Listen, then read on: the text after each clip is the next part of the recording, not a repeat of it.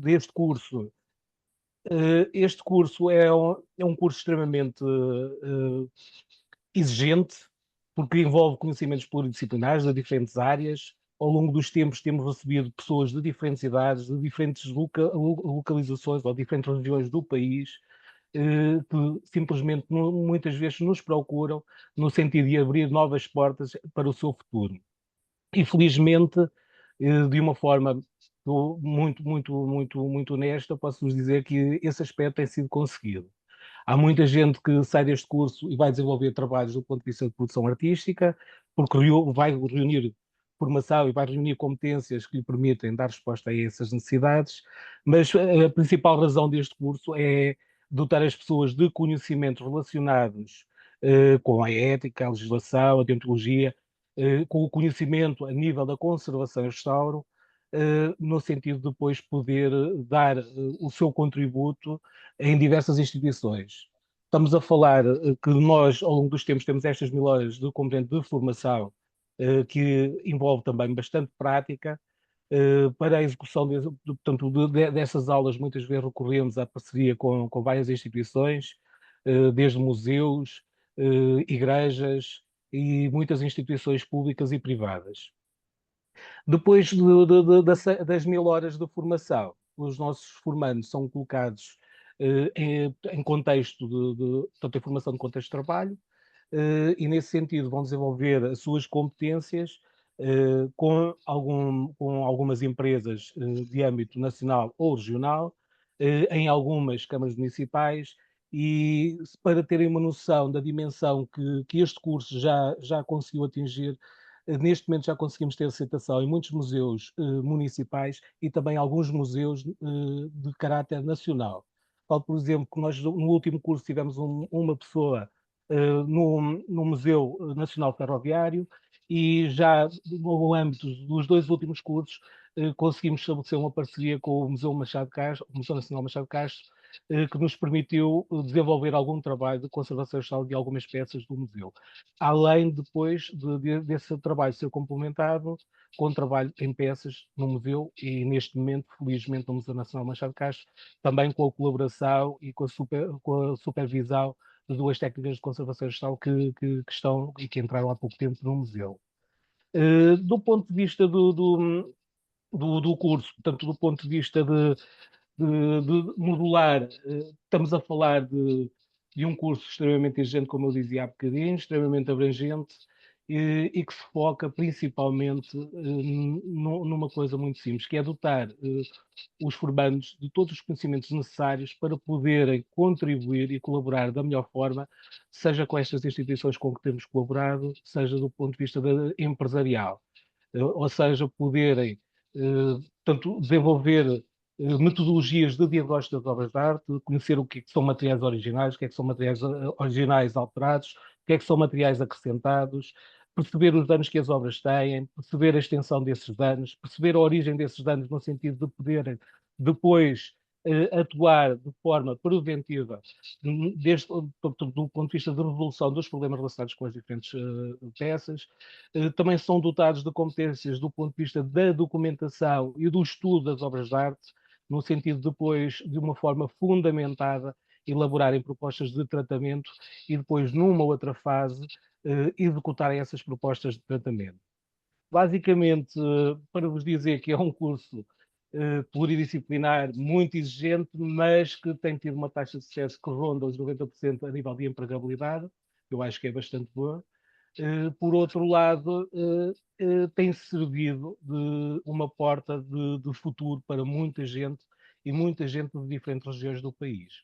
Eu julgo que do ponto de vista mais global e do ponto de vista mais simples, podia-se dizer muita coisa sobre este curso, mas eu acho que vou deixar aberto até para a discussão, visto que temos aí muitos formandos atuais e ex-formandos, visto que temos aí pessoas ligadas a empresas com a qual temos estabelecido colaboração, e que podem dar o seu contributo e o seu feedback do ponto de vista do grau de satisfação do que é o trabalho desenvolvido pelos nossos formandos, que, muito honestamente, mas eu sou suspeito para falar, acho que tem atingido patamares altíssimos, mas atenção, ninguém melhor que as próprias empresas e as pessoas ligadas às empresas para darem feedback do que é que tem sido o trabalho desenvolvido por formandos que saem do CEAR com o curso de Conservação da Arte Sacra, neste caso, madeiras.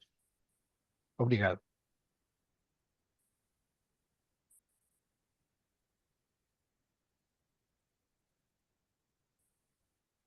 O Paulo, de alguma maneira, já nos abriu aqui a porta para uma parte significativa e muito importante que esta formação tem, que se chama a parte da formação em contexto de trabalho, que muitos de nós conhecemos por estágio. Não é verdadeiramente um estágio, é efetivamente formação em contexto de trabalho longa, são 450 horas, normalmente em empresas do setor ou em museus, como efetivamente o Paulo já falou. Ou seja, para nós, esta participação do tecido empresarial é uma participação extremamente importante e relevante na consolidação, na consolidação de toda a formação que é dada nas nossas oficinas, nos nossos laboratórios, é o pôr em prática verdadeiramente aquilo que todas as competências que de facto levam daqui.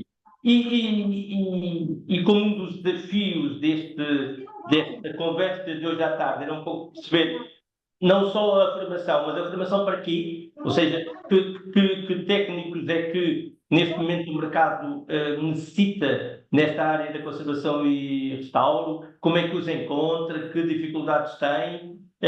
Nós convidámos, de facto, um parceiro do CEART a estar connosco, como eu disse logo no início, não é? Convidámos o Nelson Neves, o sócio-gerente da empresa Ena Restauros, que também já tem recebido alguns formandos do CEART em contexto de trabalho, portanto conhece as duas realidades, a realidade empresarial e a realidade de quem vai de uma formação para o mundo do trabalho, embora ainda numa fase de formação, isto é muito importante, e eu convidava agora o Nelson Neves a partilhar connosco um pouco o seu testemunho, obviamente apresentando-nos também um pouquinho a sua empresa, o que é que faz, e depois falando, acima de tudo, destas duas grandes questões, não é? Necessidade de mão de obra qualificada para este setor e como é que a formação pode responder, e também deixar desafios e deixar críticas no bom sentido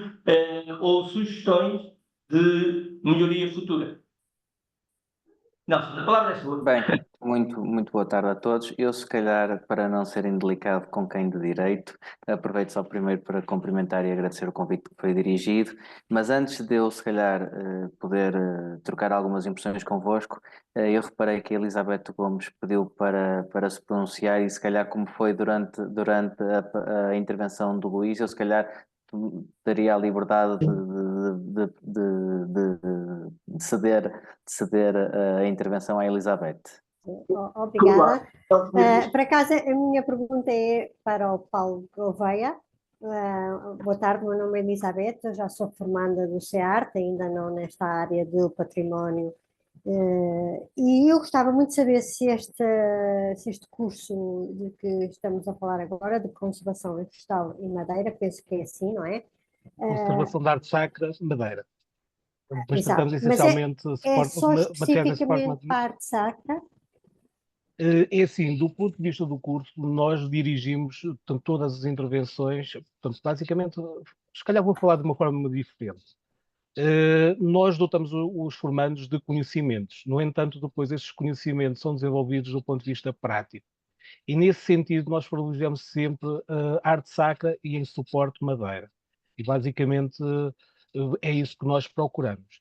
É lógico que quem nos aborda e quem sabe da realidade da conservação gestal do ponto de vista prático é uma área que muitas vezes é extremamente exigente, porque nós, se olharmos para uma peça de madeira, não encontramos só madeira. Muitas vezes encontramos materiais petros, associados, pedras preciosas ou semi-preciosas, encontramos metais, podemos encontrar outros diferentes materiais. E é lógico que os nossos formandos têm que ser dotados de competências para, pelo menos, saberem como abordar e como resolver esses problemas. Portanto, o objetivo é a conservação da arte sacra madeira, mas o conhecimento depois também é muito mais vasto, porque também é transversal a outras áreas da conservação gestal, falando do ponto de vista material. Claro. Não, eu estou a dizer isto porque eu tenho há muito tempo que ando à procura de uma formação na área da conservação e restauro de madeira, não especificamente na parte da arte sacra, e que também incluísse uma parte de formação em relação ao estufamento. Portanto, isso é também uma área que cada vez há menos profissionais e, além disso, as pessoas têm algum receio em partilhar o seu conhecimento. E eu temo que, de alguma maneira, essa parte da formação, portanto, restauro em madeira de mobiliário, vamos dizer assim, tenho tido muita dificuldade, ou tenho tido dificuldade, não tenho conseguido encontrar nenhuma resposta na área de formação profissional, também vocacionada para esse segmento. E daí a minha pergunta. É assim, existem cursos, pelo menos do ponto de vista formal, muitas vezes são anunciados cursos de formação dedicados à conservação do estado mobiliário. Eu também não conheço nenhum que neste momento esteja a decorrer.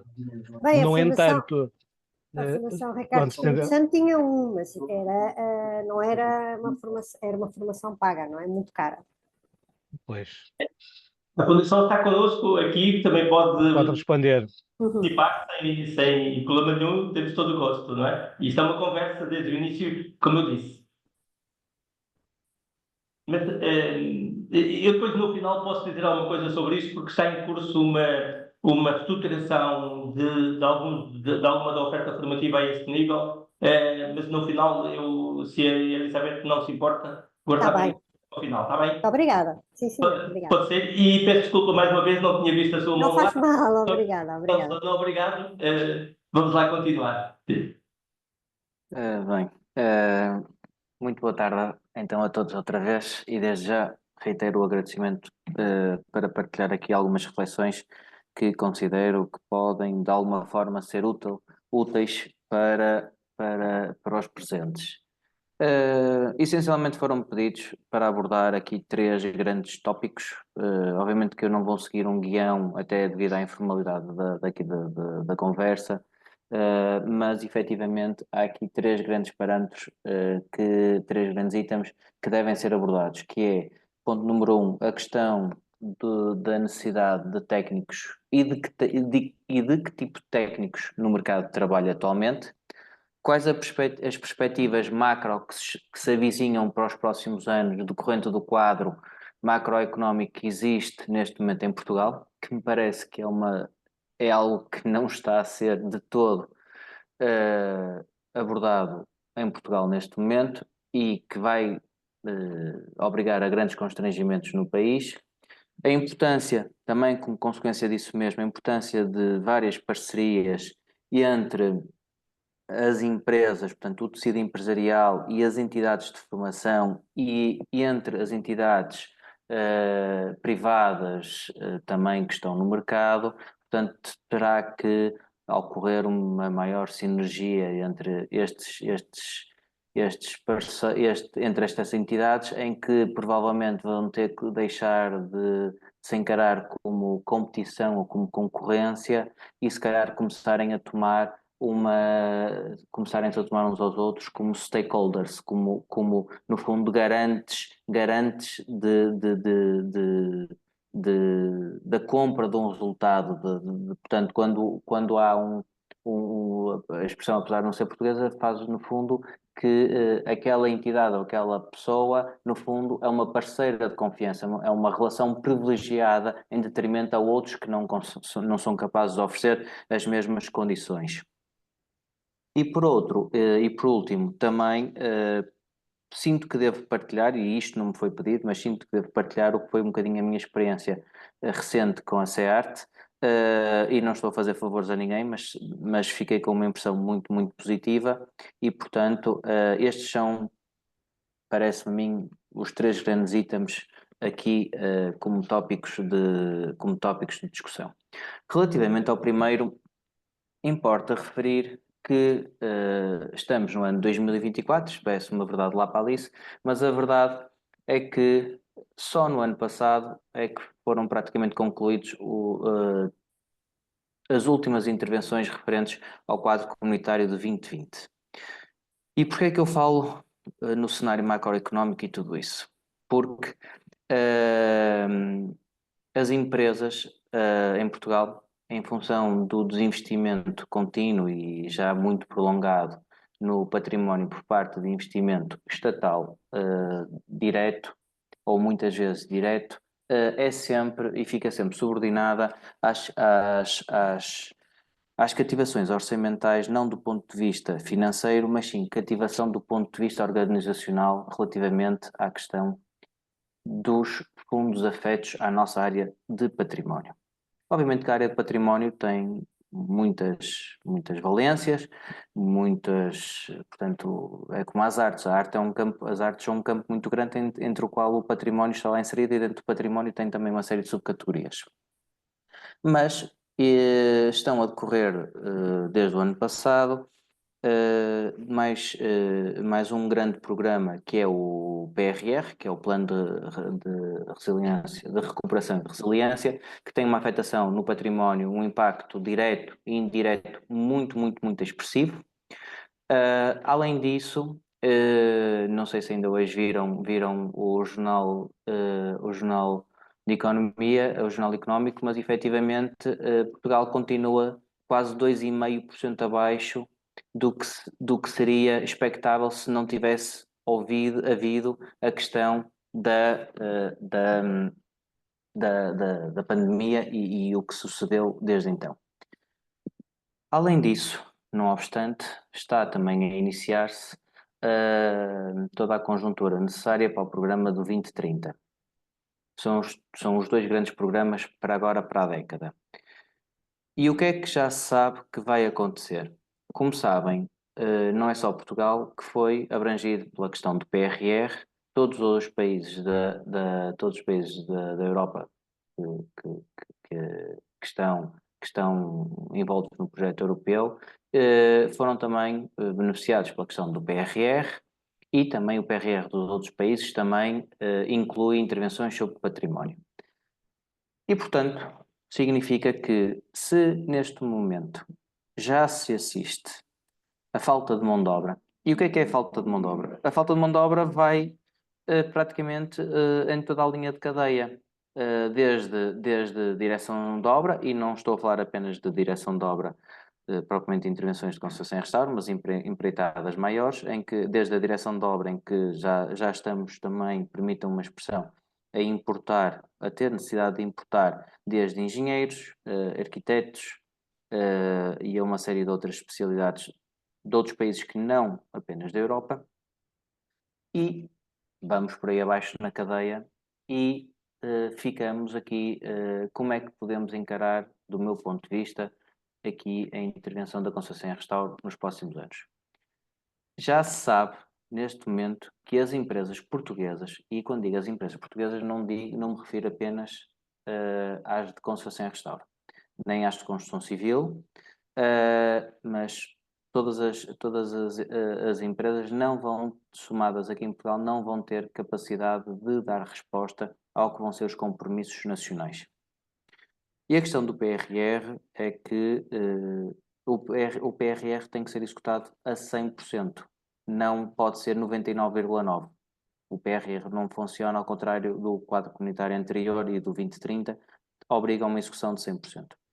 Como é que isto se traduz para a prática no nosso campo? Significa que quando começarem a aparecer, e vão aparecer já este ano e já estão a aparecer, intervenções de vários milhões de euros, em que tem uma componente de conservação e restauro de afetação de 20% ou 30% nessas empreitadas, significa que, de grosso modo, assim, contas por muito alto do que eu tenho conhecimento, sensivelmente, pelo menos, só de PRR este ano, estaremos a falar de empreitadas afetas à parte de construção e restauro de mais de 12 milhões de euros. Ora bem, isto é relativamente fácil de se fazer aqui algumas contas, que é, se nós formos somar o volume de negócios de todas as empresas de construção e restauro, especificamente, excluindo o que são as empreitadas de construção civil, em que tenha, não há volume nem massa empresarial para realizar estas intervenções.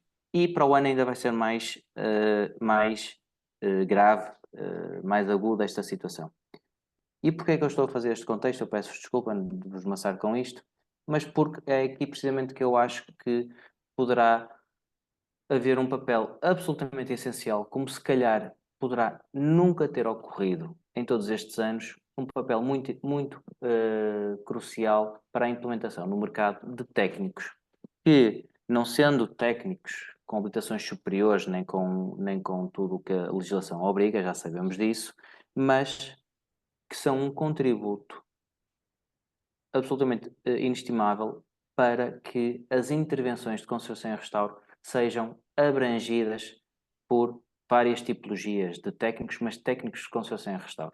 Porque reparem, não é só as empresas que não vão ter técnicos para tudo. Não há, peço desculpa, estão aqui as mascotes aqui da empresa que deram aqui sinal.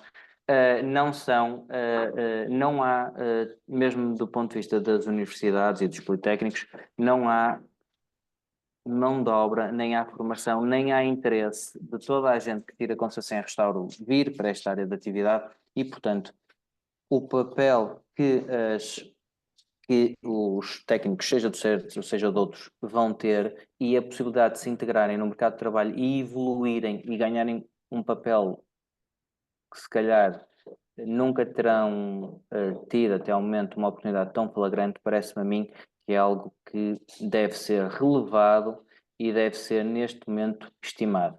Porque, contrariamente eventualmente a outros setores de atividade, mesmo ligado ao património, se calhar a formação base, no nosso caso, tem um papel absolutamente crucial na forma como quem executa as obras pode abordar com maior confiança e com maior seriedade e maior capacidade de resposta essas mesmas intervenções. E, portanto, aquilo que eu falei há pouco da questão dos stakeholders, eu acho que neste momento entidades como a SEART e os formandos que também saem, naturalmente também não são todos, é da mesma forma que nas faculdades e nas universidades também isso acontece, mas acho que terão um lugar, terão a oportunidade de ter lugares de destaque, no sentido de vão ser uma massa, uma força de trabalho muito importante para os próximos anos e seguramente praticamente até ao final da década. Portanto, acredito piamente nisso e acho mesmo que vai ocorrer.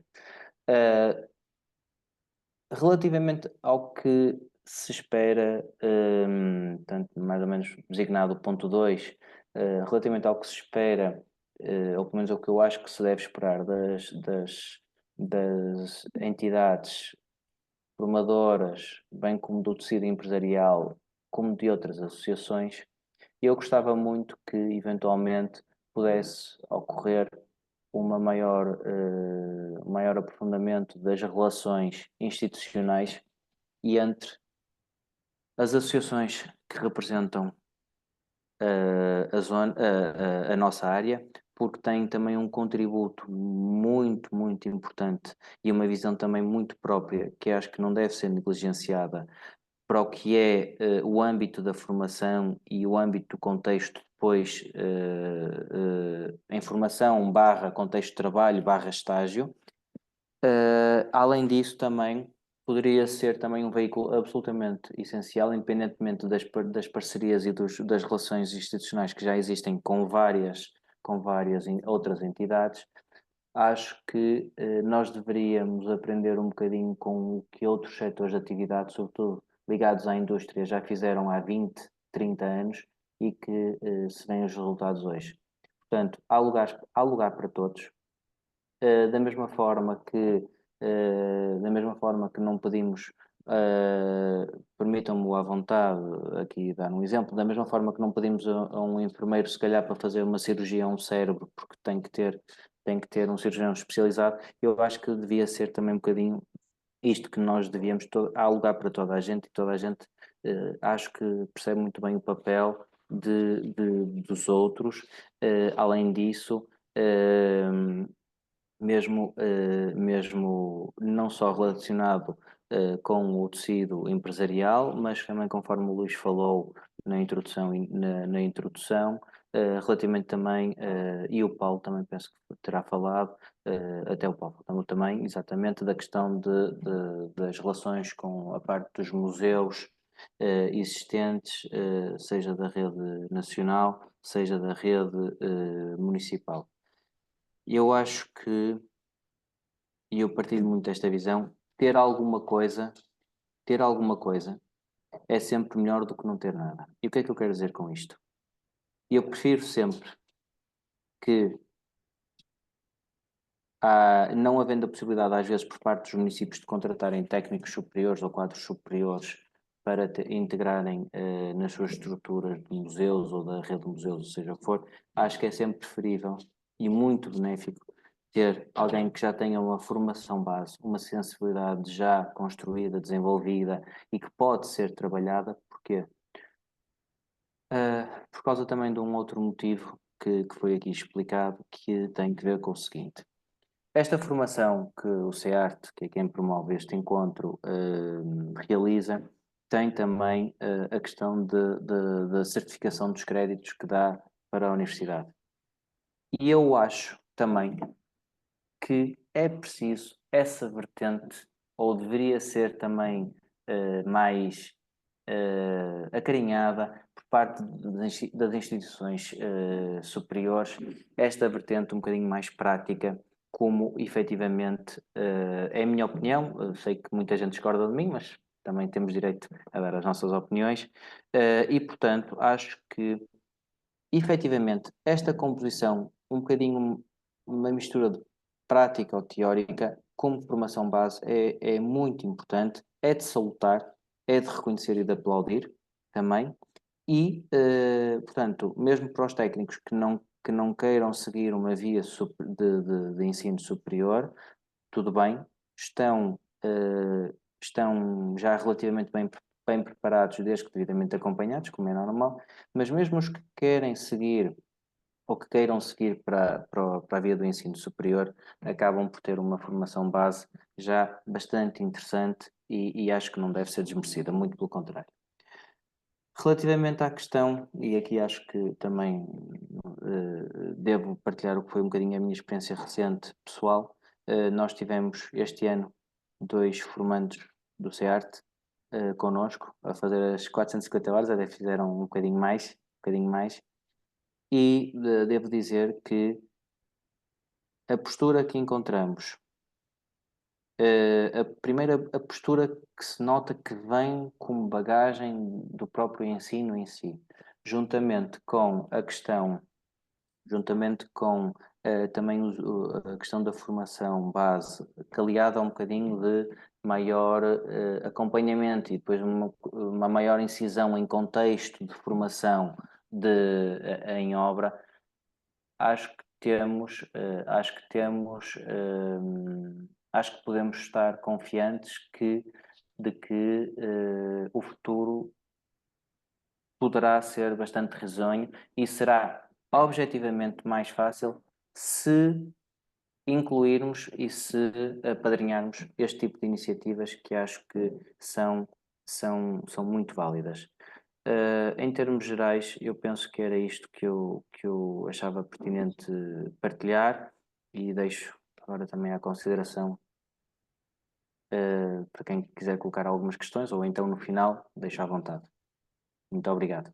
Acho que foi de uma clarividência e de uma visão de futuro que é muito importante no setor e que, para nós que não estamos tanto no mercado de trabalho como vocês estão, julgo que é de facto um desafio, ou ficam aqui desafios muito importantes. Eu penso que o Dr. Luís Lima tinha pedido a palavra, tinha levantado a mão. Podemos, antes de passar à Ruth, ter aqui um diálogo também com o Nelson ou com outros quaisquer, como vem dentro desta informalidade, mas que eu julgo que é o mais importante nestas sessões. Luís. Muito obrigado, Dr. Luís Rocha.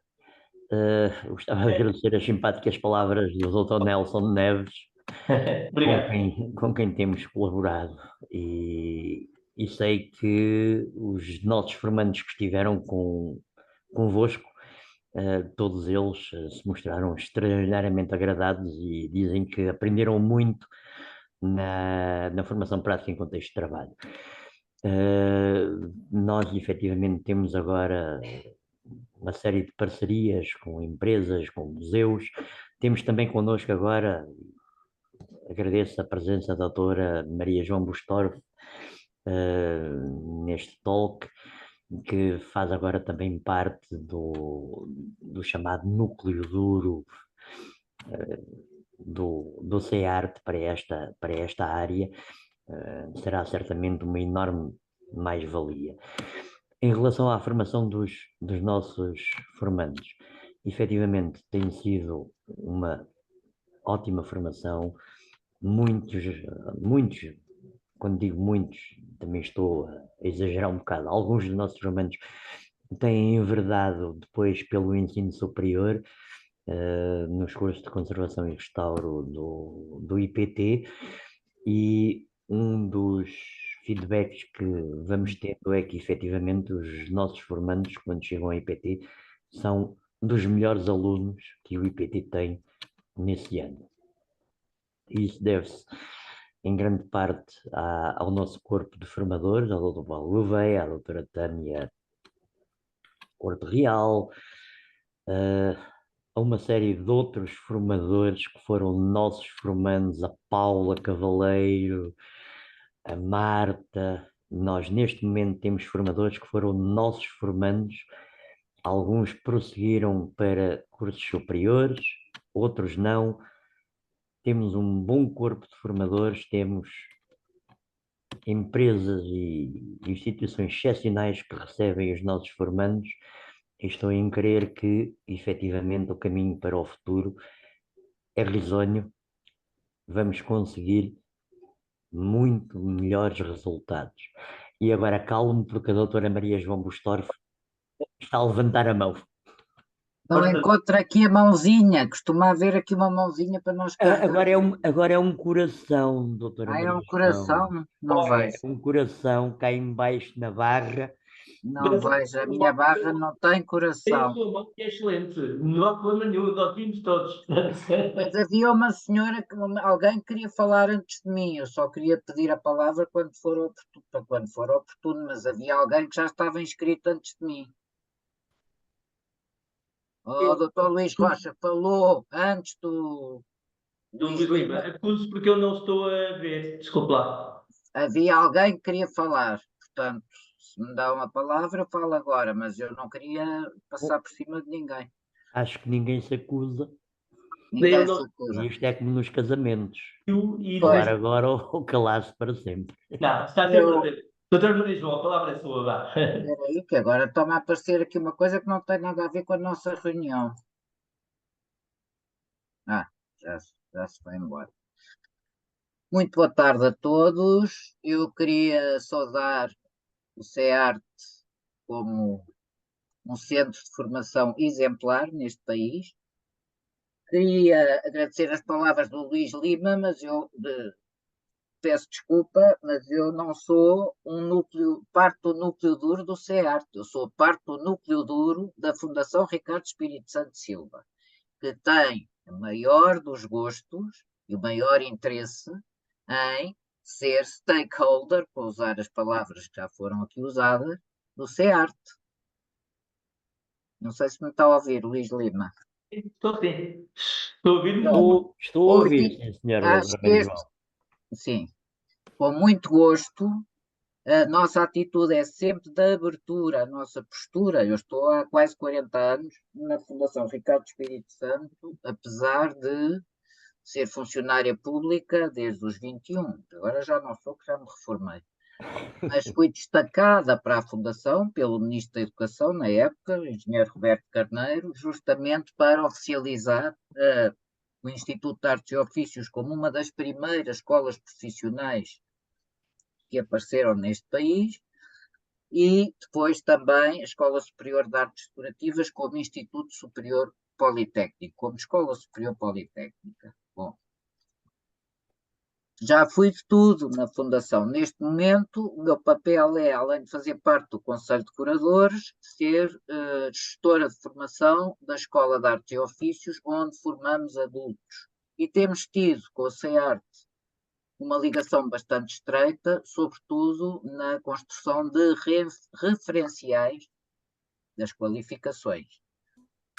Ouvi todos com muita atenção, mas queria só, sem tomar muito o vosso tempo, porque estamos aqui 39, já fomos 41, já houve 2 baixas, 39 participantes, e portanto nós temos que ser muito concisos para deixarmos falar toda a gente. Queria dizer que ao Sr. Nelson Neves, que está preocupado porque tem que ser primeiro as verbas do PRR para o património. Quando falamos em conservação e restauro de património, estamos a falar muito de obra civil, de construção civil, não é?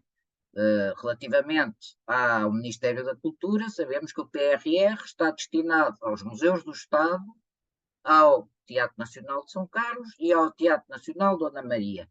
Com certeza, nós estamos aqui a falar de artesãos e de artes e ofícios virados para as artes decorativas.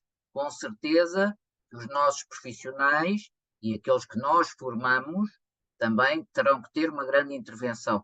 Mas não me faz muita confusão pensar quando diz não vamos ter suficientes, vamos ter que começar a importar engenheiros, arquitetos, etc. Eu considero-me europeia. O espaço europeu é aberto. Os nossos formandos, quando saem destes cursos, podem trabalhar em qualquer país da Europa, desde que falem, desde que consigam comunicar nos outros países, mas podem trabalhar. Estão certificados para isso. Por outro lado, devo dizer, Dr. Luís Rocha, que quando vi o convite conservação e restauro, técnicos de conservação e restauro do património, eu fico logo um bocadinho apreensiva, porque não podemos esquecer uma realidade, e nós formamos técnicos há muitos anos, aliás, os nossos formadores hoje em dia já são a 3ª e a 4ª geração dos primeiros mestres que entraram para a Fundação há muitos anos. A Fundação tem 71 anos, e há 71 anos que forma e que pratica conservação e restauro, obviamente acompanhando os progressos, acompanhando a evolução científica e todas as questões deontológicas e éticas que devem estar presentes nestas profissões com muita agudeza. Nós sabemos o que são autênticos crimes de lesa património que se passam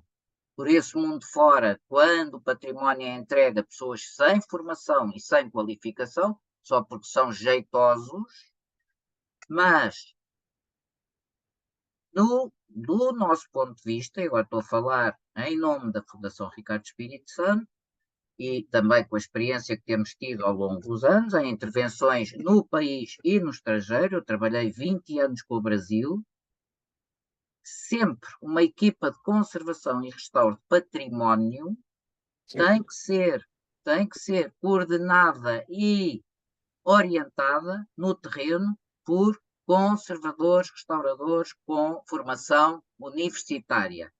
Esses sim podem ser os generalistas, são capazes de fazer, com certeza, com a participação dos técnicos mais práticos, mais profissionais, como lhes queiram chamar.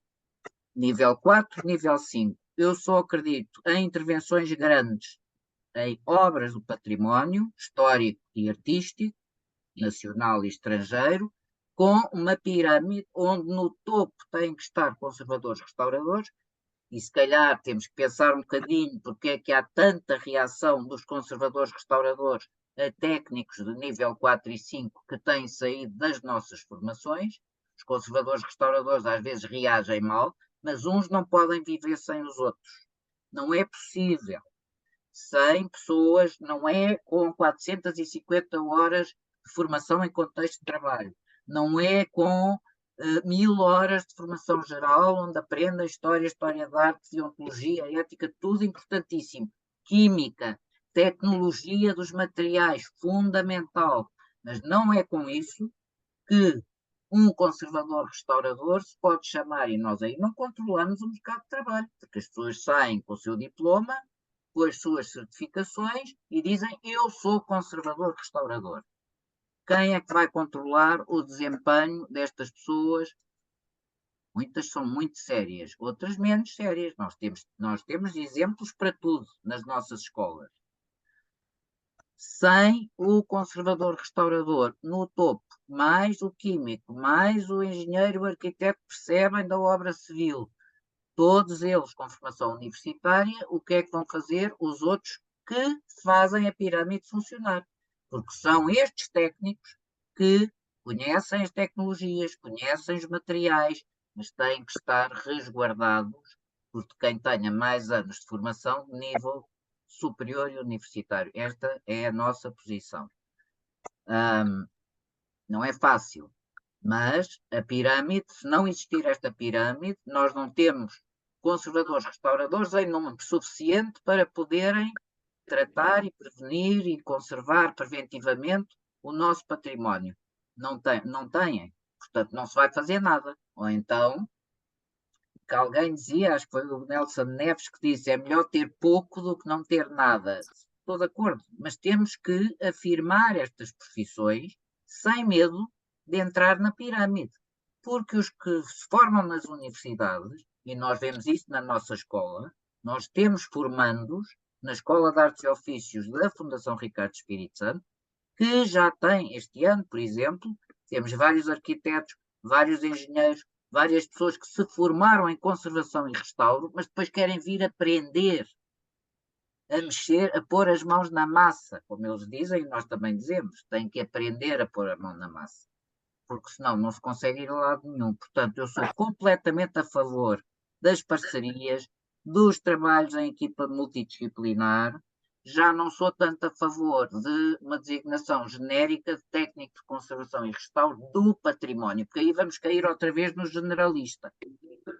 O técnico de conservação e restauro, nós há pouco tempo mandámos para, e acho que isto foi feito também em colaboração com a CEART, reunimos para isso, um novo referencial de nível 5 para, e agora estou a responder à Elizabeth Gomes, que há bocado falou nisso, não quero propriamente arte sacra, gostava mais de mobiliário. Exatamente. Nós enviámos para a ANCAP um novo referencial de nível 5, e aí também trabalhámos em colaboração, em cooperação, CEART e FRES, para conservação e restauro de mobiliário, nível 5, que é uma área que não pode, quando nós olhamos para a arte sacra e dizemos, não, é principalmente madeira, mas alguém já disse aqui, mas com as madeiras vem a pintura, o douramento, o ouro que está a cair ou que está colado de uma forma errada porque não se sabe aplicar a folha de ouro. A pintura em estofado, os azulejos, a pintura mural, a pintura a fresco, tudo isso está na arte sacra também. Os altares, a talha, o ouro. Portanto, temos que ser muito mais específicos, em minha opinião, se nos queremos afirmar profissionalmente e afirmar estas profissões que são fundamentais, sem elas não se consegue garantir conservação e restauro do património. E se vierem de outros países, ótimo, nós temos vários formandos estrangeiros. No princípio, arranham um bocadinho, mas depois aprendem português facilmente e todos falam inglês também, não é? Hoje em dia todos falam inglês. Portanto, queria chamar a atenção para isto e reforçar o que já foi dito aqui, de que temos que trabalhar em cooperação cada vez mais. Não me parece que nos primeiros anos da aplicação do PRR, que está atrasada, a execução, como todos sabemos, todos os dias nos é dito isso e nos é dito pela comunicação social. Se queremos participar na conservação e restauro do património pela verba do PRR, que vai ser gerida para o Ministério da Cultura, portanto, estamos nessa área, estamos na cultura, não será logo, porque a maior parte destas intervenções começam com edifícios que estão em muito mau estado, com fundações em péssimo estado de estabilidade, com cobertura, telhados em péssimo estado, que estão mal adaptadas às pessoas com necessidades específicas de locomoção, etc. Não há rampas, não há elevadores. Depois vem chamar os técnicos de conservação e restauro para a talha, a pintura, o douramento, etc, etc. Mas esses não começam antes da obra civil. Portanto, ainda falta algum tempo. E se vierem estrangeiros, ótimo. Eu também gosto muito que os nossos portugueses se afirmem no estrangeiro. Nós estamos num espaço único. É bom não esquecermos isso. E esta força que tem estado a ser dada à certificação, às qualificações mais elevadas, nível 4, nível 5, é também uma bandeira europeia. Não duvidemos disso. Não fosse a União Europeia a afirmá-lo, nós se calhar ainda estávamos aqui na pré-história destas matérias. Portanto, quero agradecer imenso o convite, não vos tiro mais tempo, estou aqui para o que for preciso e agradecer imenso tudo o que já ouvi, porque nestas situações aprende-se muito. Obrigado. Obrigado pela sua reflexão, foi uma mais-valia aqui para esta nossa conversa. Eu, antes de passar a palavra, só esclareço aqui que esta designação foi uma mera designação genérica para a TOL. Como a doutora Maria João disse bem, nós todos defendemos que, obviamente, ponto 1, as questões dos técnicos de conservação e restauro são sempre muito sectoriais no sentido de, até iniciando pelo próprio material que eles muitas vezes utilizam, e estamos a fazer isso agora para o Catálogo Nacional de Qualificações, e também somos todos defensores de que, efetivamente, estes técnicos integram equipas e equipas multidisciplinares. Aliás, acho que a ideia, a imagem que o Nelson Neves nos deixou do médico e do enfermeiro é uma excelente imagem, não é? O enfermeiro não faz não faz a cirurgia, mas a cirurgia sem o enfermeiro também não se faz. Portanto, é uma boa imagem. Vamos só ouvir. Há aqui várias pessoas que já pediram a palavra. Eu ia começar pela ordem. Ana Paula, depois o Elis, o Paulo Gouveia e a Nilce. Ana Paula.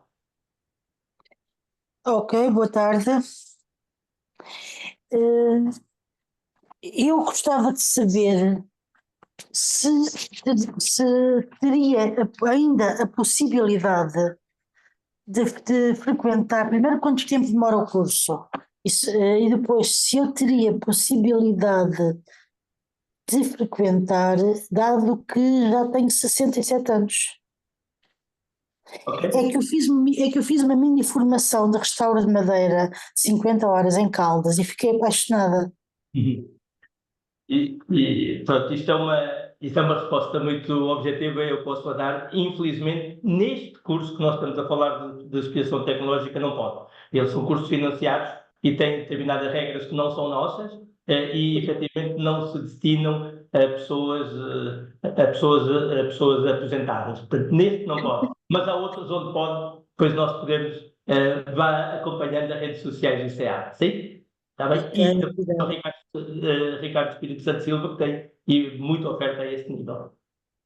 Ok, obrigada. Está aqui presente, eu peço desculpa de não ter referido, está aqui presente a nossa coordenadora pedagógica da Escola de Artes e Ofícios, que é a professora Cristina Viçoso.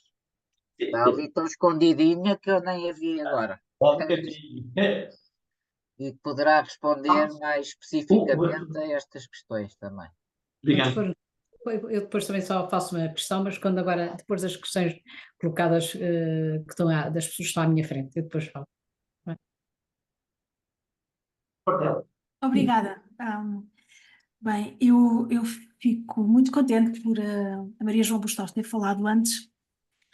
Eu sou uma conservadora restauradora, tirei um curso de conservação e restauro numa das primeiras escolas em Lisboa, a Escola Superior de Conservação e Restauro, em 1995, eu já estava no mercado. Sempre trabalhei por conta própria, também trabalhei para museus, tenho uma formação académica superior em conservação e restauro e cheguei a ser professora na FRESS. Quando, sim, nos cursos técnico-profissionais de conservação, onde se faziam formações deste nível 5. E depois cheguei a ingressar também os quadros da licenciatura, que depois não desenvolveu para mestrado, e portanto acompanhei também esse processo. E a primeira coisa que eu gostava de dizer é o seguinte, eu concordo com a Maria João quando ela diz que nós vivemos num espaço europeu, portanto eu acho que Infelizmente, eu peço desculpa, Nelson, mas foi um bocadinho alarmista esta ideia de que não vamos ter mão de obra. Porque nós sabemos como é que Portugal gera os fundos e como é que as coisas são implementadas. E, na verdade, o que eu acho é só em conservadores restauradores, eu até acho que temos um excesso de formação, começa por aí. Depois há realmente a liberdade de circulação do mercado. Mas muito em particular, no que diz respeito à direção de obra, é preciso perceber uma coisa. Se estivermos a falar de construção civil, não é este curso que vai fornecer essas pessoas, porque a construção civil é um mercado extremamente regulado, extremamente fechado, extremamente claro em termos de todas as formações que são permitidas e que são necessárias em toda a cadeia de valor da construção civil. E se entrarmos em profissões como a engenharia, a direção de obra, qualquer engenharia ou arquitetura são profissões reguladas e a prática é também regulada. A única forma de se trabalhar em construção civil nessas posições é pertencer à ordem e todos nós temos que fazer esse curso de engenharia e de arquitetura. Se falarmos sobre direção de obra de conservação e restauro, e o Nelson mencionou isso e a Maria João também, há objetivamente lei portuguesa que explica quem é essa direção de obra, quem é a direção de intervenções, quem é que faz os relatórios de proposta, quem faz os relatórios intermediários e quem faz os relatórios finais e quem faz essas avaliações. O mercado trabalha de forma diferente, é um facto. Porque muitas vezes o mercado não trabalha de acordo com a lei, é verdade. A lei aplica-se exclusivamente a património classificado ou em vias de classificação. Mas a verdade é, a lei existe. Aqui eu não posso dizer, eu só posso dizer que eu concordo completamente com o que a Maria João disse. E quando a Maria João diz, os conservadores todos ficam aborrecidos, porque eu sinceramente, eu concordo consigo, nós precisamos de todas as valências.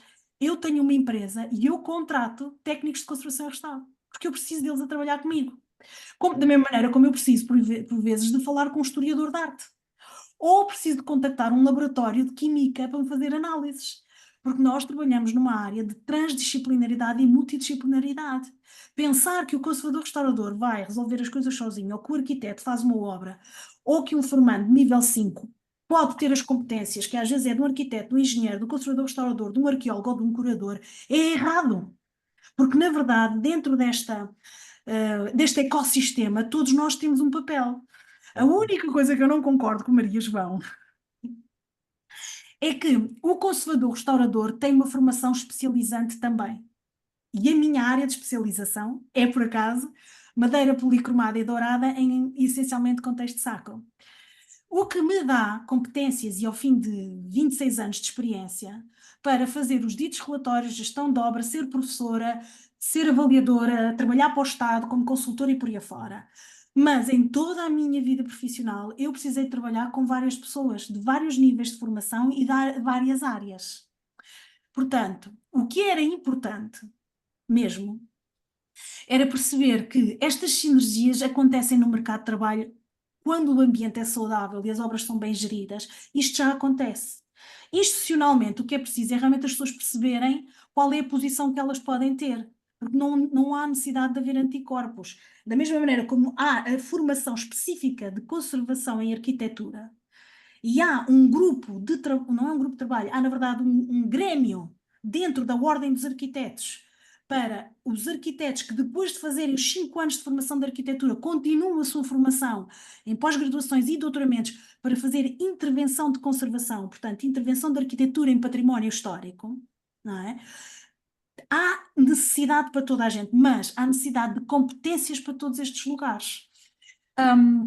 E o que seria interessante, e eu acho que aqui é quando as sinergias podem começar a funcionar melhor, da mesma maneira, e por isso é que eu escrevi isso no chat, a lei já consagra, a lei da formação, e existem inúmeros decretos-lei que definem as equiparações de competências, como é que eu dizer, a transferência, ou pelo menos a passagem dos alunos que vêm de formação 5 para a formação 6, isto está definido na Europa, isto está definido em Portugal porque é igual para toda a gente. Como as escolas aplicam, isso é diferente. Mas a lei já prevê os mecanismos de reconhecimento de competências e de qualificações de formação 5 para passar para a formação 6. Eu devo dizer que tive a sorte de ter alunos na Fundação, na altura, nestes cursos técnicos, que depois de concluir o curso, acharam que a melhor coisa que deviam fazer na vida deles era continuar a formação e passar para a universidade. E alguns deles passaram para universidades até com exigências bastante altas e foram excelentes alunos, e devo dizer que conheço um que até seguiu para doutoramento. Portanto, o mecanismo existe já há uma série de anos. E as sinergias entre os centros de formação e as escolas, e vocês próprios mencionaram, entre o IPT, existe também. E é uma questão só de, sei lá, de proximidade e de oportunidade, direi isto. Em termos de profissão, e aqui eu estou a falar como conservadora restauradora e porque sou por acaso sócia da ARP, que é a Associação Profissional de Conservadores Restauradores. A ARP é como todas as associações. A Associação dos Arqueólogos fala em nome dos arqueólogos, não pode falar em nome de mais ninguém. A Associação dos Arquitetos fala em nome dos arquitetos, porque não pode falar em nome de mais ninguém. É mesmo assim. Por isso é que também há associações ligadas às profissões dos museus. A ARP só pode falar em nome dos conservadores restauradores, como está definido a nível europeu, em todos os 27 países, e como até a nossa lei também reconhece. Mas eu acredito que a melhor forma de construir sinergias na área do trabalho, da mesma maneira como já existem na área da formação, é que, por vezes, as classes profissionais têm que se organizar entre si. A classe, pronto, a própria classe organizar-se, porque ela é a melhor representante dos seus próprios interesses e necessidades. E é a única que realmente pode falar como um coletivo em prol dos outros. Portanto, uma associação, e eu devo dizer que há uns anos, isto foi um assunto que até foi falado,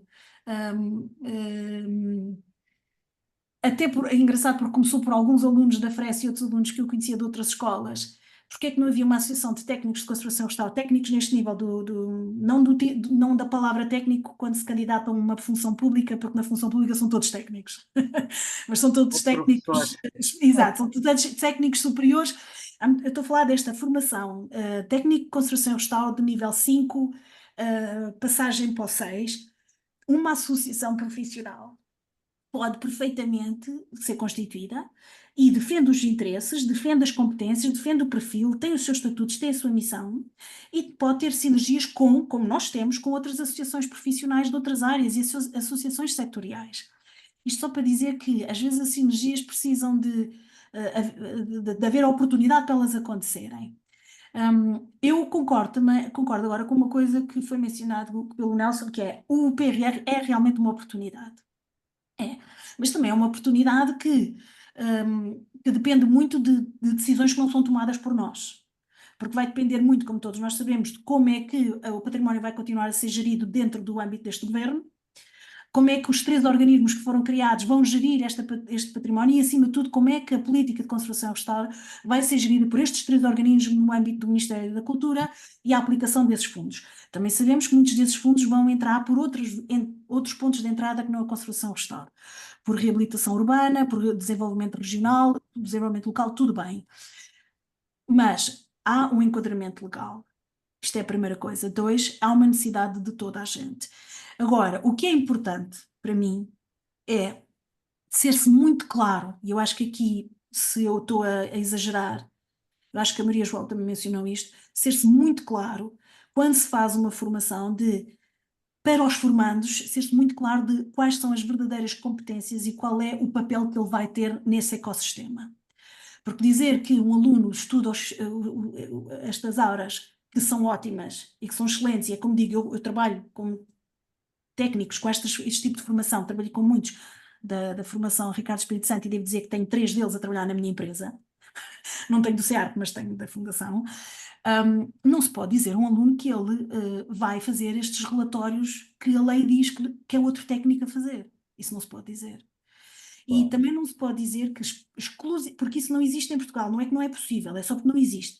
Que esse aluno tem essa formação e trabalha 10 anos e a sua experiência vai ser reconhecida formalmente e legalmente pelo Estado como outra coisa, porque esses sistemas de reconhecimento de experiência profissional não existem, não estão implementados em Portugal, por inúmeras razões que seria outra toque, mas não estão.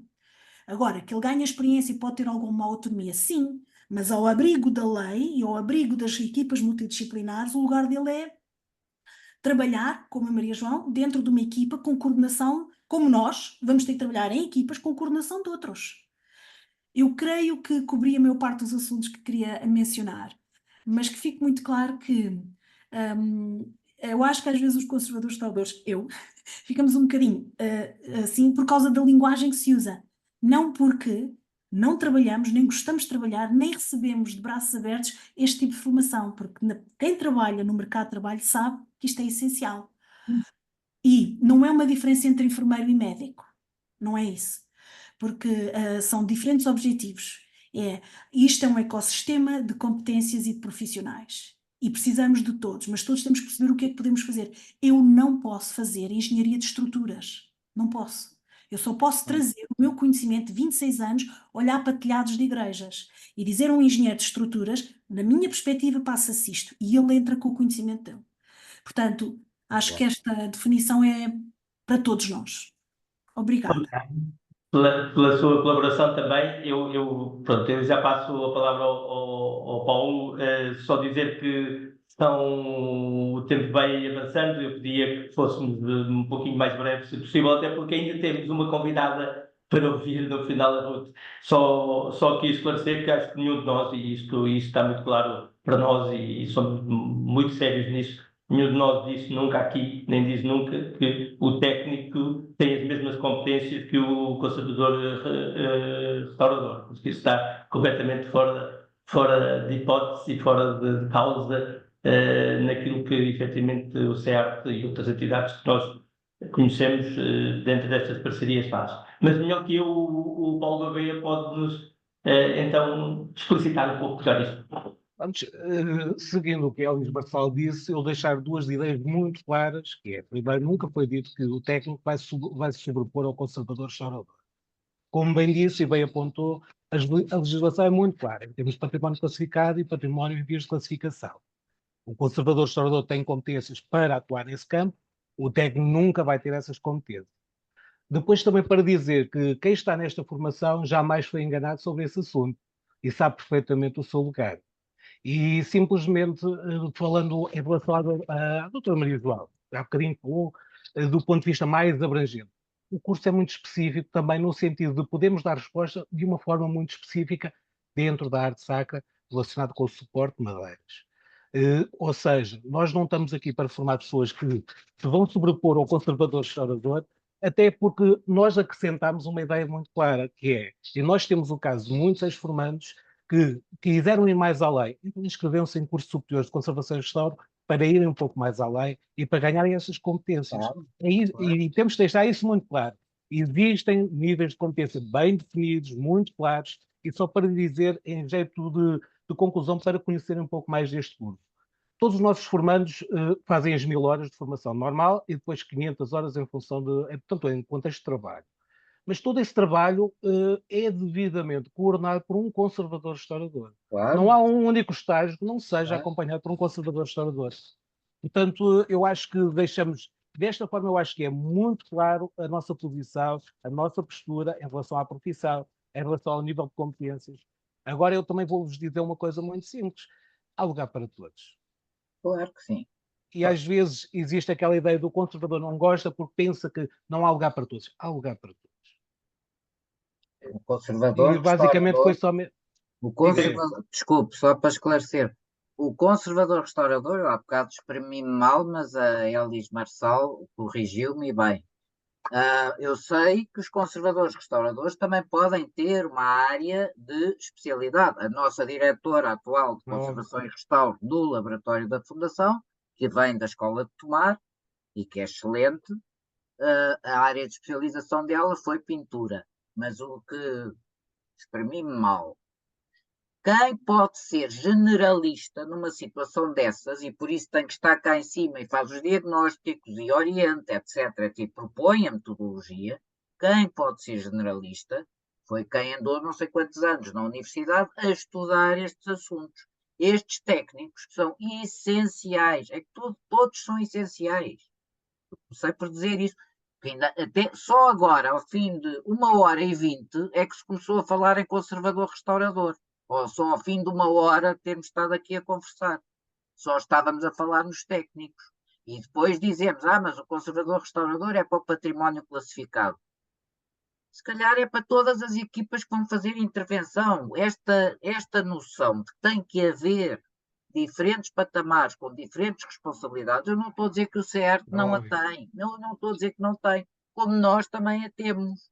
Só que Quando nós formamos e os formandos saibam para o mercado de trabalho, ao mercado de emprego, ou criar as suas próprias empresas, nós também sabemos que há uns que não têm a formação superior, mas também não precisam, acham que não precisam. E isso é um erro. Pronto. Tá?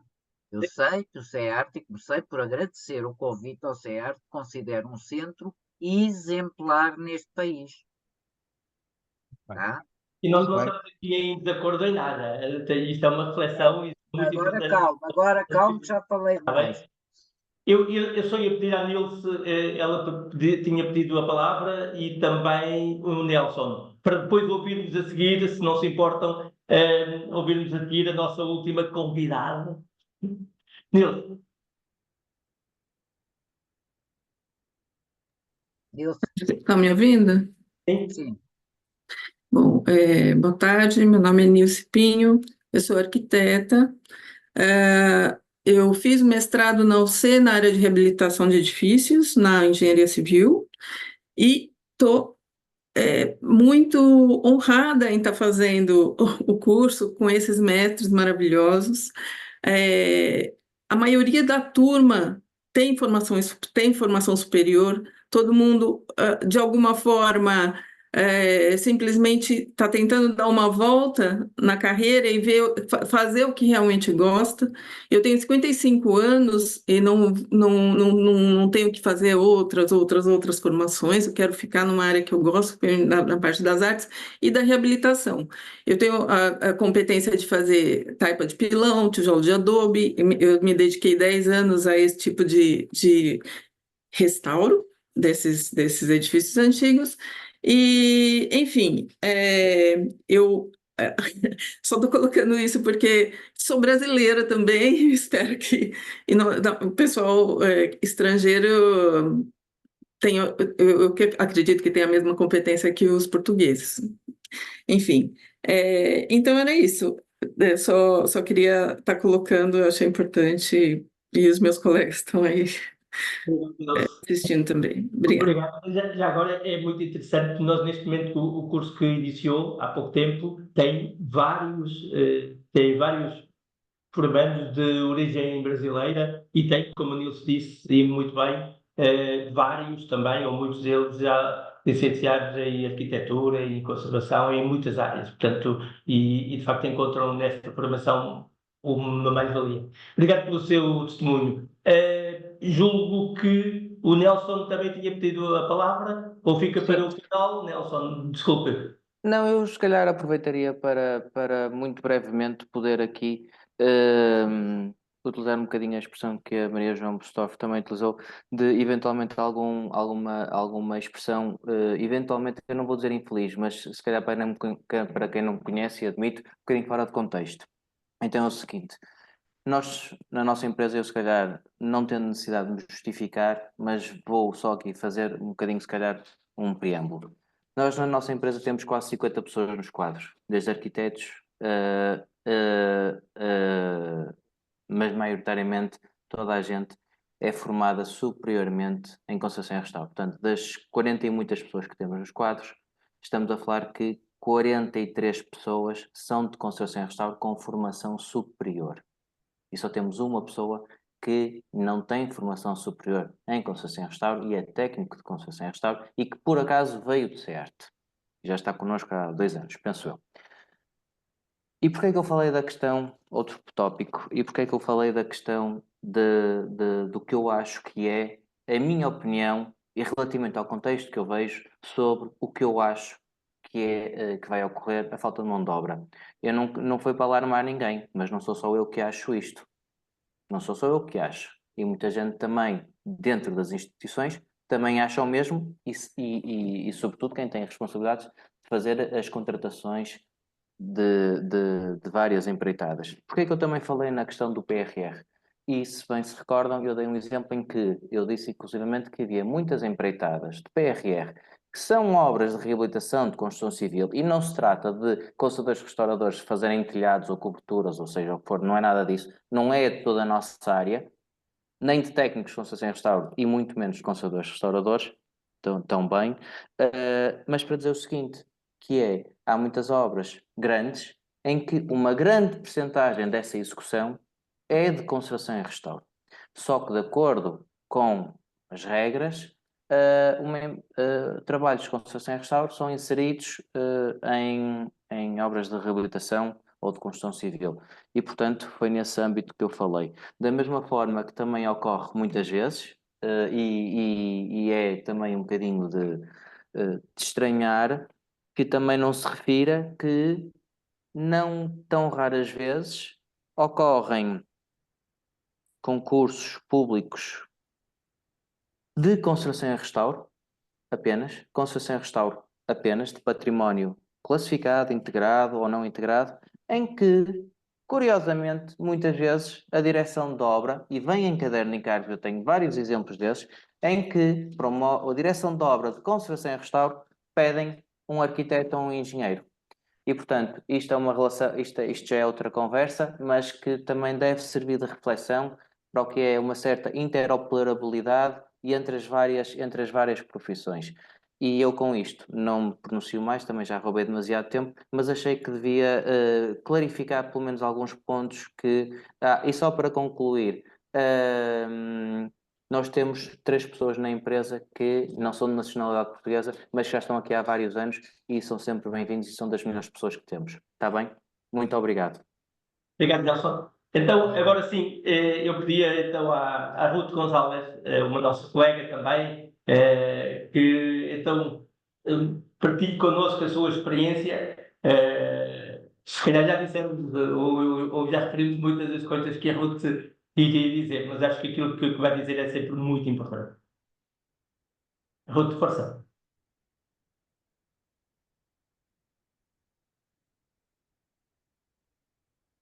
Está sem microfone. Sem som. Estava sem microfone, estava sem som. Antes de mais, quero pedir desculpa, estou um bocadinho rouca. Portanto, se perceberem mal, está a ser, é por causa da minha rouquidão. Quero cumprimentar toda a gente. É um orgulho e um prazer estar neste talk com estes colegas.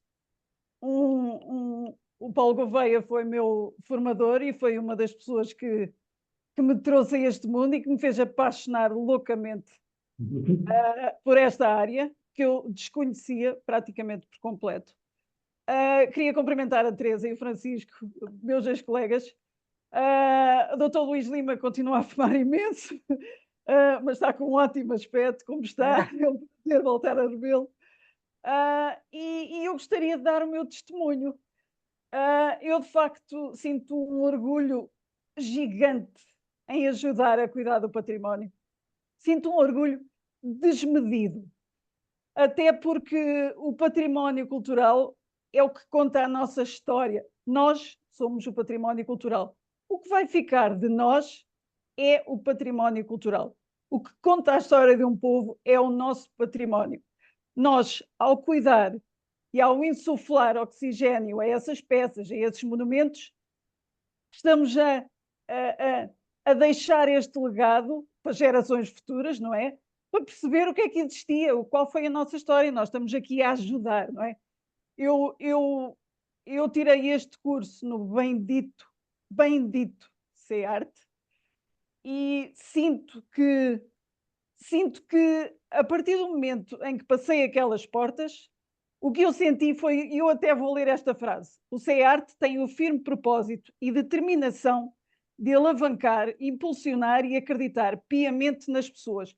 Foi isto que eu senti quando abri a porta do CEART.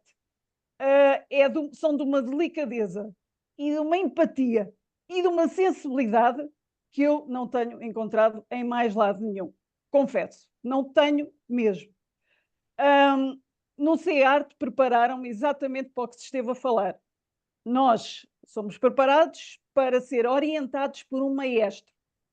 Nós somos meros instrumentos que temos que ser afinados, e para todos os futuros formandos, a destreza chega com a prática, não chega com mais nada.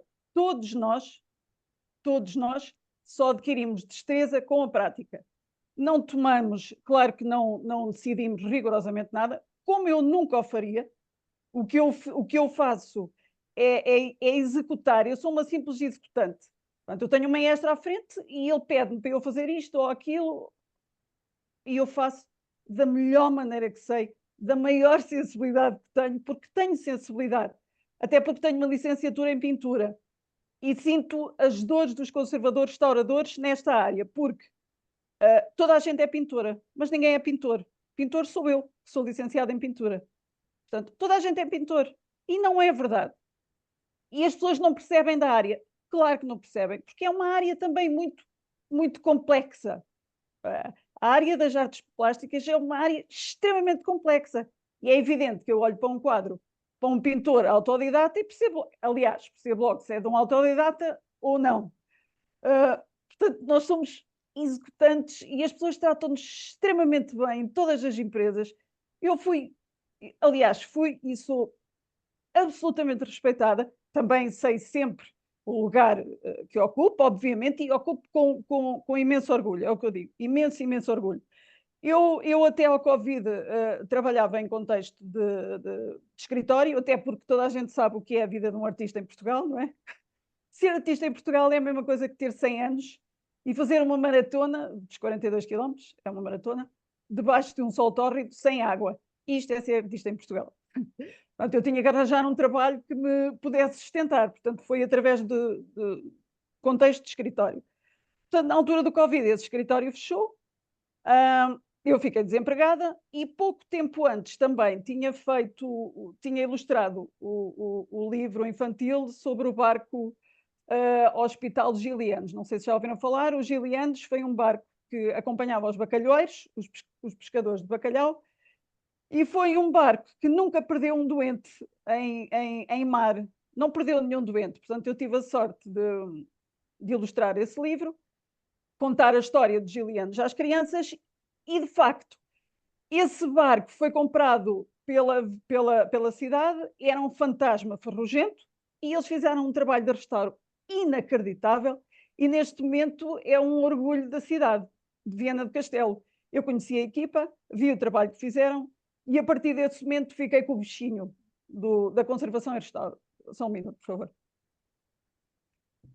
Portanto, a conservação e restauro, houve ali qualquer coisa que me despertou interesse. Entretanto, uma amiga viu no CEART, na página do CEART, que havia este curso, técnico de conservação e restauro. Eu inscrevi-me e fui aceite e realmente foi a melhor decisão da minha vida. Foi ter tirado este curso, porque tenho trabalhado sempre com equipas espetaculares. Tenho aprendido todos os dias aprendo em obra. Adoro subir andaimes, adoro descer andaimes, adoro mexer em massas, adoro tudo o que está na obra. Adoro. E somos sempre orientados.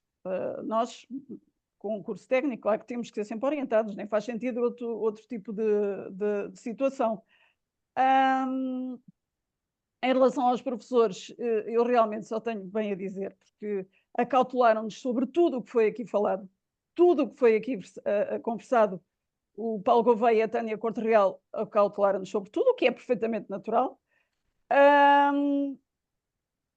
E sempre nos disseram que os doentes são bebés prematuros, como se estivessem dentro de uma redoma e que têm que ser tocados da forma mais sensível possível. Cada caso é um caso e não nos compete a nós fazer essa avaliação, não é? E que há sempre diferentes opiniões sobre os vários temas, portanto, e todas são válidas a nível de coordenação, ou seja, nós saltamos de obra em obra e a nível de coordenação as opiniões podem ser sempre diferentes, portanto, mas sempre válidas. Portanto, prepararam-nos para este cenário todo, nós somos preparados para este cenário todo. Felizmente, como disse, tenho trabalhado sempre na área, espero trabalhar até à hora da reforma, até à altura da reforma, espero mesmo, porque é uma profissão ou é um trabalho que me orgulha mesmo e que me satisfaz imenso. E a nível do CEART, para terminar, eu só quero dizer que ensinam, sensibilizam, acautelam, encorajam e orientam. E aos futuros formandos, calma, porque a destreza chega com a prática. A todos, quer no CEART, quer noutras coisas. É a prática. Portanto, calma. E foi um prazer. Obrigada, sim. Pela tua paixão, acima de tudo, não é? Que eu acho que é fundamental Sim, completamente. para qualquer bom exercício profissional, e a Ruth certamente é uma excelente profissional, até Muito pelo obrigada. relativamente à causa. Aquilo que disse relativamente ao SEART e a nós é um pouco exagerado, mas Não, nós... não é. Não é mesmo. Não é. Eu passei por vários tipos de ensino e não é, claramente. Obrigado. Obrigadíssimo. Nada. Dávamos mais uma ronda, portanto, não sei se depois deste belíssimo testemunho da Ruth, de Ruth, se há alguém que efetivamente ainda queira fazer mais algum comentário. A Cristina Viçoso há bocado tinha dito que poderia no final dizer alguma coisa, não sei se ainda considera oportuno ou não, mas estou apenas a desafiá-la assim, mas estou a desafiar, obviamente, todos os outros. Nós temos, eu esperava que isto levasse cerca de 1h30, portanto estamos com 1h30 útil, portanto temos aqui mais algum tempito para poder conversar um pouquinho mais. Muito obrigada. Para já é pela parte que me toca, quero agradecer muito à SEART todo o trabalho e o que me tem ensinado, em particular com o grupo com que se trabalha na construção dos referenciais. Eu costumo dizer que sou professora de escola pública ainda no ativo, costumo dizer que todos os professores deveriam aprender a fazer unidades de formação de curta duração, porque se todos os professores, formadores, aprendessem a construir uma unidade de formação, conseguiam compreender às vezes o quanto às vezes é descabido algumas exigências que se fazem nas horas, nos blocos de 25 ou de 50. Bem, isto é uma à parte meu. De qualquer das maneiras, tenho imensa pena que nós, na Fundação, neste momento, não tenhamos, eu conheci a colega que falou e que foi formanda, foi aluna do IAO, do antigo IAO, e que fez a Ideias-Ato. Lembro-me muito bem do rosto da colega. Eu tenho pena porque a Fundação neste momento está, a Escola de Artes e Ofícios está neste momento com os cursos de nível 4, de marceneiro entalhador e marceneiro embutidor, e eu só queria fazer este comentário, é que quando eles nasceram porque efetivamente os alunos que tinham ido para o curso de nível 5, que na altura era nível 4, para os chamados 7, recordo-me que deram conta que precisavam também do processo construtivo quando estavam a desenvolver as aprendizagens da formação da conservação e restauro. E o curso de marceneiro, entalhador e embutidor nasce precisamente para dar resposta a uma série de formandos que queriam aprender a fazer para complementar a formação da conservação e restauro.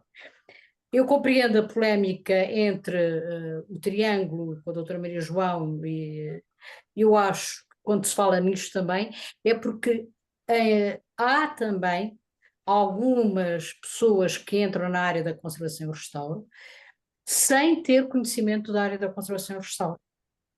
E isso acho que deveria haver uma forma de poder controlar e de evitar a proliferação, como nós às vezes vemos até nas redes sociais, de indivíduos ou indivíduas que se intitulam conservadores e restauradores e depois com grandes problemas no mercado. Nós sabemos que isto é uma realidade, não é mentira nenhuma, mas era preciso regular. Como regular?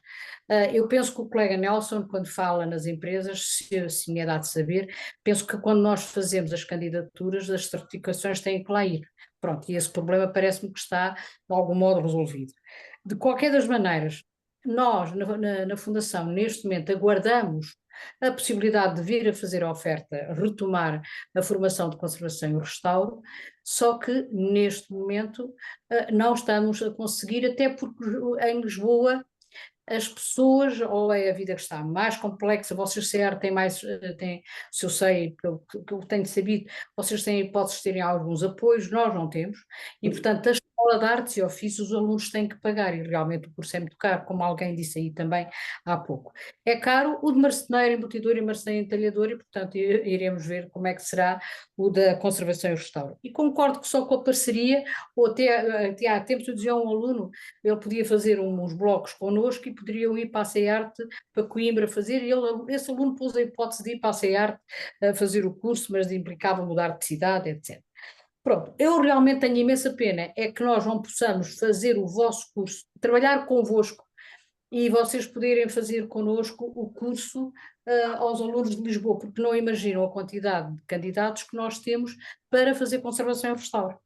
É pena, pronto, mas nós dizemos, o nosso curso é pago, e portanto eles não têm a possibilidade de ter o curso, não temos apoios para não ser assim, mas é pena que nós não tenhamos a possibilidade de ter uma partilha convosco para serem vocês a trabalhar e a formar porque os nossos formandos aqui em Lisboa. É pena, numa parceria que poderia ter todo o sentido. Isto é uma opinião que tenho, porque se calhar perdem-se alguns bons futuros conservadores, restauradores aqui em Lisboa, porque aqui em Lisboa apanha-me ali a zona de Setúbal, apanha-me aqui a zona da Amadora, do Eiras, Cascais, Vila Franca, e é uma pena porque as pessoas que nos procuram, quando nós dizemos que não temos, ou quando dizemos que é pago, é um bocado complexo.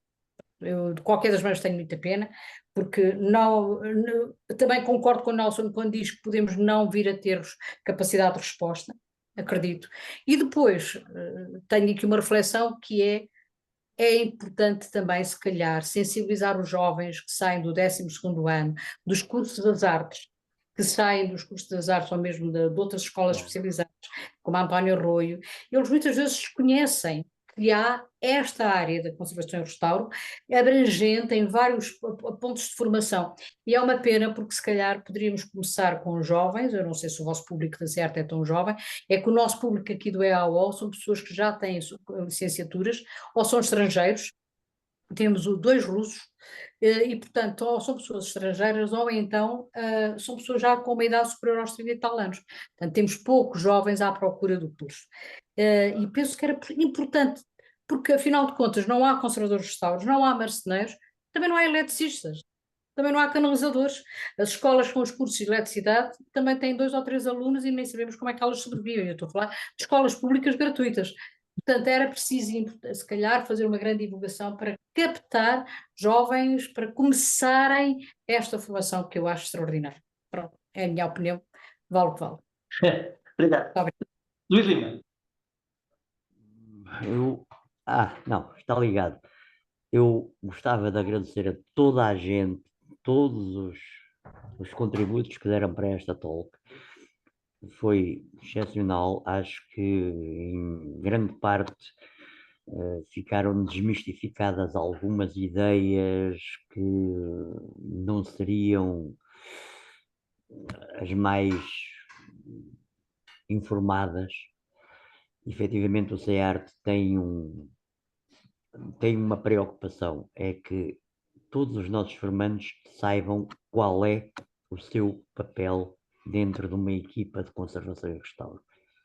Como disse alguém, como disse a Ruth, alguém não a Ruth, há um maestro, ao violinista, ao trompetista, ao soprano, mas quem manda é o maestro. E tem que ser assim.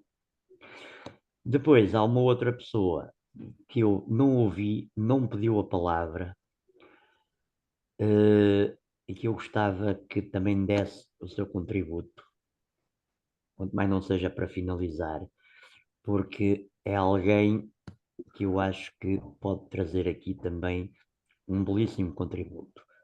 Paula Cavaleiro, se faz favor, toca a falar. Está desafio. Quero dar as boas noites a toda a gente e dou com muito prazer o meu contributo. Eu sou uma antiga, fiz o meu curso no CEART, hoje tenho o prazer e o orgulho de também ser uma formadora do curso do CEART. Quer dizer que sempre nos foi passado a informação da nossa posição dentro de uma obra.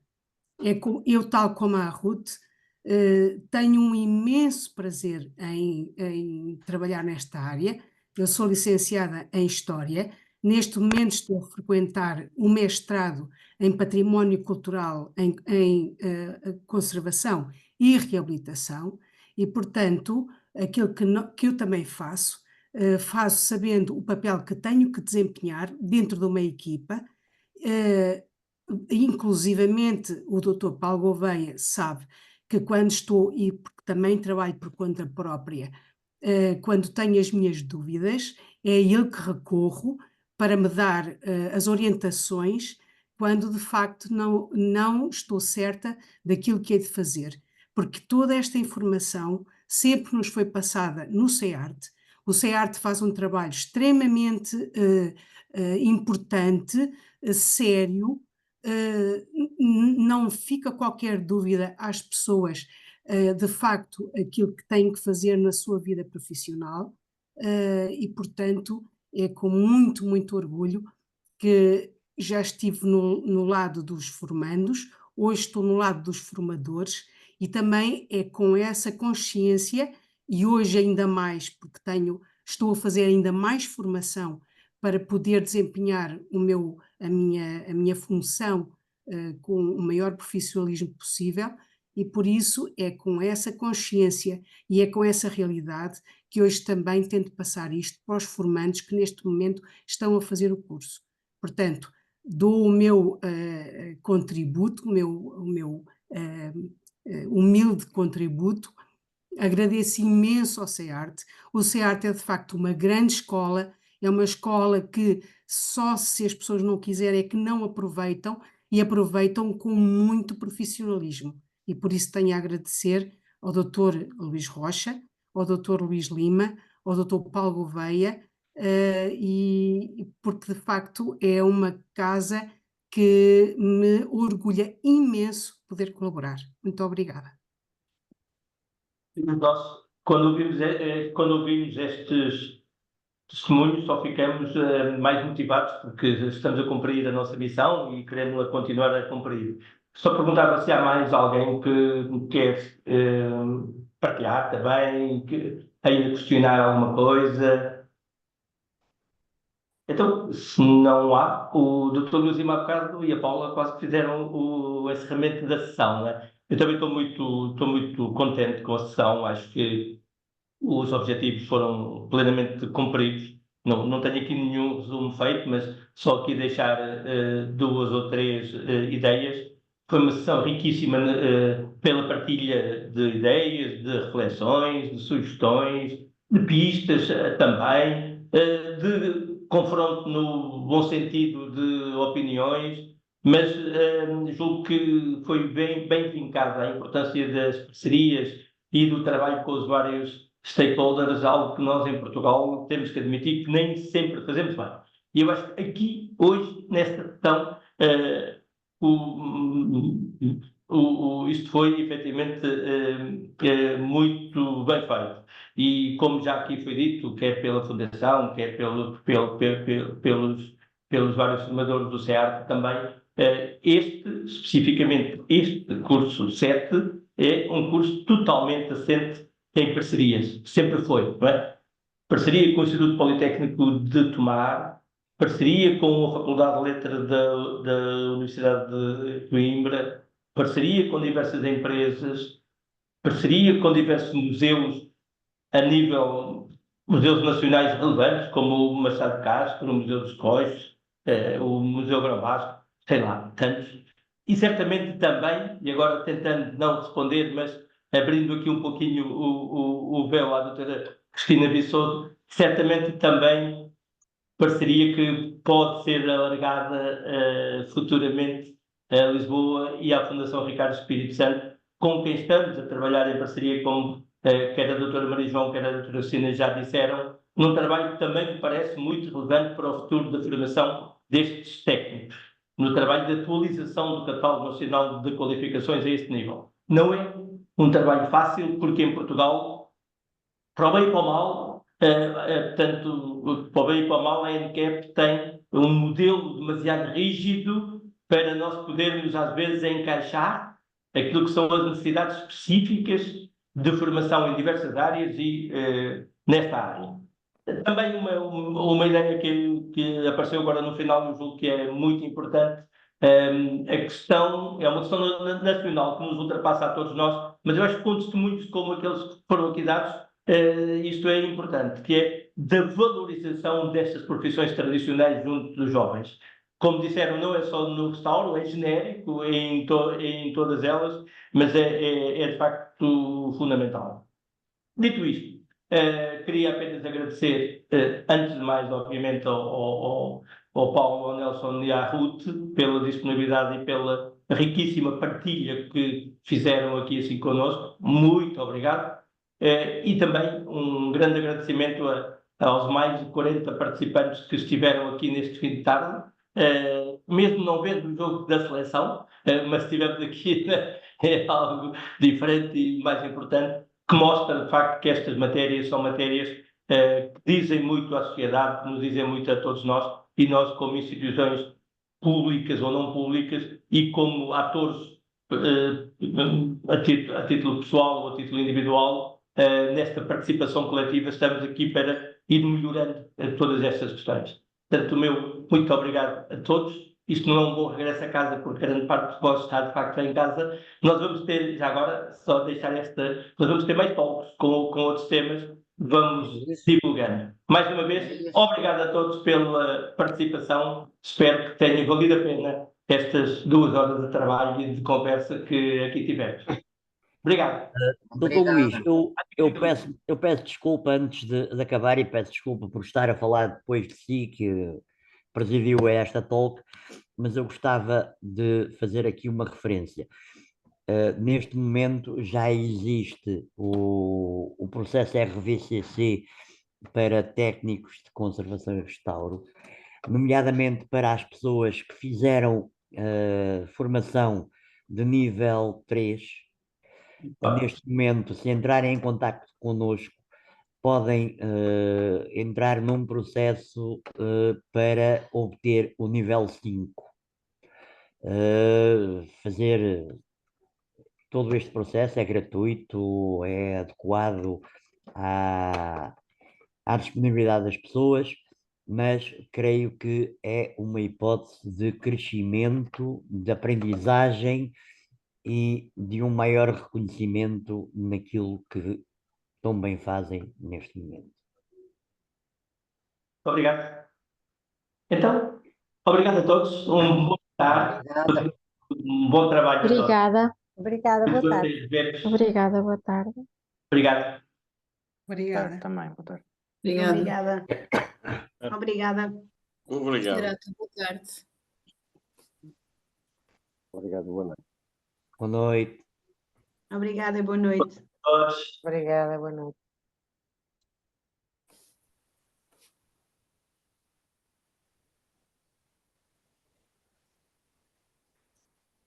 Júlio, obrigado pela sua participação também.